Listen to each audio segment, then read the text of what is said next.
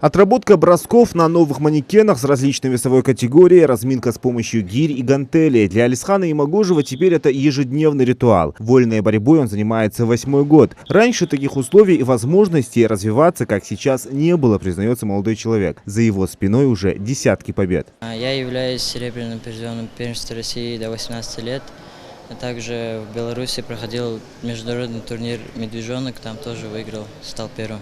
Активные тренировки. Заниматься спортом стало намного эффективнее. Для детей закупили весь необходимый спортивный инвентарь.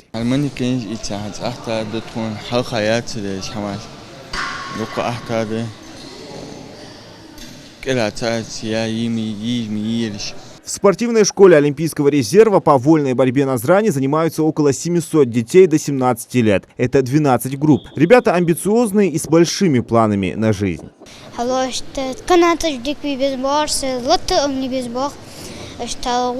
Олимпийский чемпион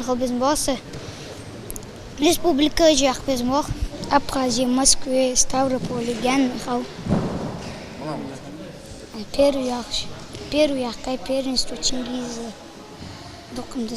Скромные, но подающие большие надежды. Они не словом, а делом доказывают, на что способны. Спортивная школа Олимпийского резерва по вольной борьбе открылась 4 года назад. Здесь куют настоящих чемпионов, а государство, в свою очередь, поддерживает таких ребят. Так, благодаря реализации нацпроекта «Демография», воспитанники не только этой школы, но и других образовательных организаций получили необходимый спортивный инвентарь. А это около 5000 детей.